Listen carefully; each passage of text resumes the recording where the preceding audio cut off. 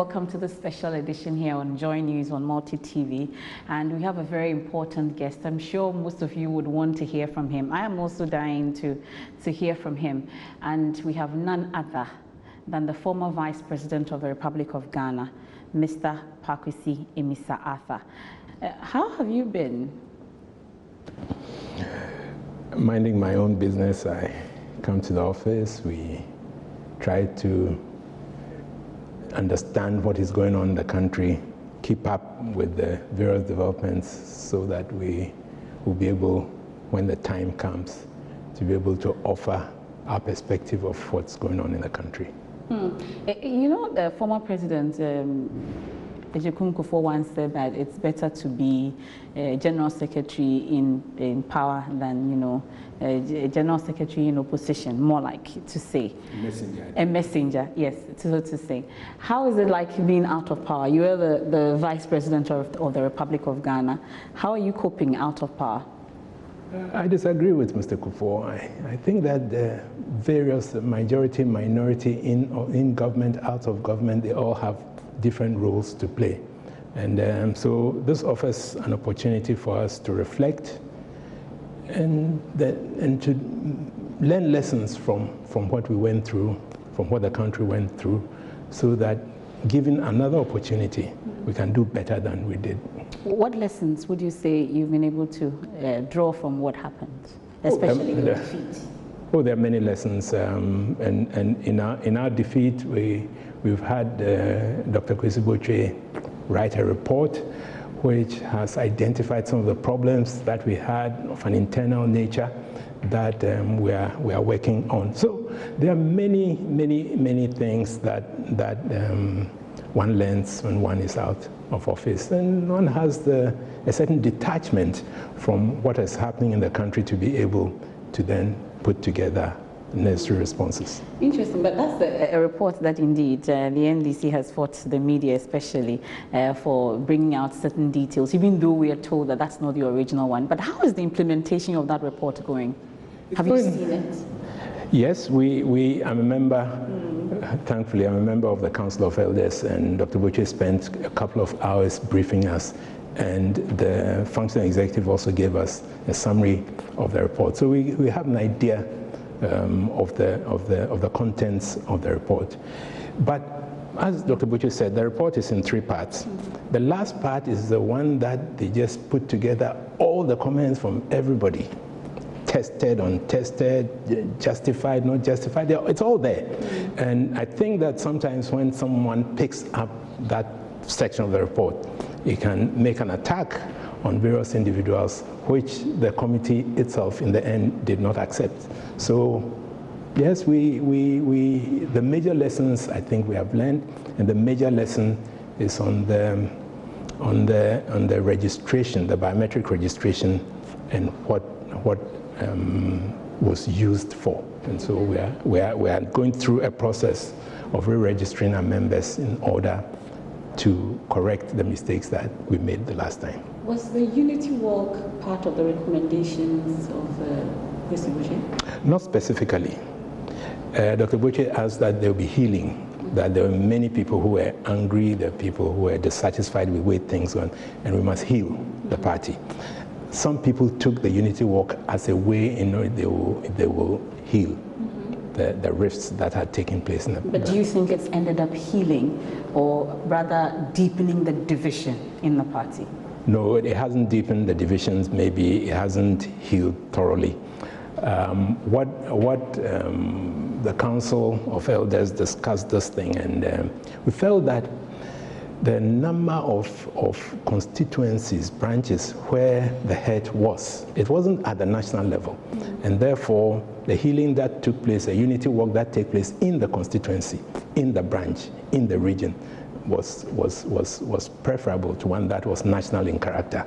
Because if the parliamentary candidate and the chairman of the constituency were the ones that were in contest, then if those two people are seen together, it sends a message to the rest of the party in the constituency that everything is well. So that's what we are doing. But I'm sure you've heard from some aspirants. They say we shouldn't call them aspirants, but people who are hoping to lead the party have stated that the unity walk was more like it's been hijacked, so to say, by the former president, John Dramani Mahama. And so nobody gets a role to play. So it looks like it's defeating the very purpose for which it was put together. I don't think hijacked is the proper way to describe what has happened. Look, in every demonstration, every such activity, you need what they call an arrowhead. The President Mahama, brings up a lot of people who want to catch sight of him, who are happy that he's there with them, and so they take an opportunity to join him. So maybe some people feel that they have not received the kind of publicity they would have if he hadn't been there, and so they're complaining. But I don't think that it's been something that he has hijacked. He has participated in it. He has participated. I think that I was in the Greater Accra when he wasn't there. He was in the others when I wasn't. And there's a lot of happiness around the activity. Is there? Because some have said that even though the impression out there is that the NDC is divided, it looks like it's more, the NDC is united, it's more divided than we all thought. Because if you listen to the talk amongst NDC members, you would wonder that are these people in the same family? Sometimes people put a microphone in front of somebody, it exaggerates the differences. So they have to make a point, so they'll make it. But I don't think that there's that level of dissension within the NDC. No, I don't believe that. The NDC is more united than it was? It's very united, and as the days go by, we get even more united. What specific role are you playing in the healing process? I'm also participating. I'm going to various constituencies, the branches. I'm participating in them, trying to explain to them why we are doing certain things, clarifying for them, and to the extent that I was, as vice president, part of the team that went around to some of the regions to bring people together. I'm still doing that. And so people are calling on me to come to their constituency and talk to them and bring them up. You have such goodwill in the party? I didn't know there's quite a bit of goodwill. Because that's not what we get outside the NDC, because we are told that taking the blame for the defeat, for instance, the former president says largely, okay, the buck stops with him because he was the leader of the party. But you were supporting him, you were his vice. The bigger chunk goes to you as well, doesn't it? You take the blame as well? I wouldn't argue with you. Look, we lost an election.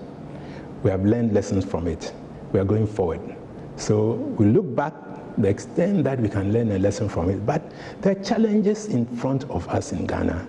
And if we keep just looking back, we won't be able to meet the needs of the people. So yes, we've learned lessons, we are moving on.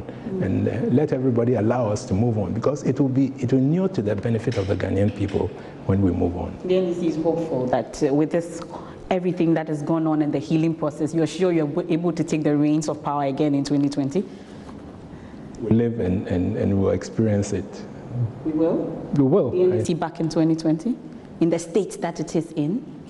Look, prior to the election, the NPP was supposed to be the one that didn't have unity at the top.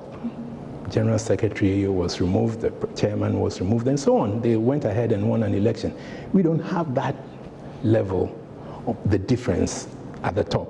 We had differences in the branch, in the ground. Almost 3 years.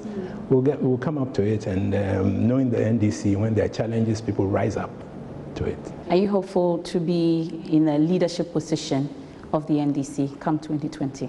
I'm in a leadership position as of now, so I don't think it's going to be executive. Beyond that, national executive. Beyond that, beyond national executive's position, that leadership, taking the NDC and running with it and ensuring that you get power back in 2020.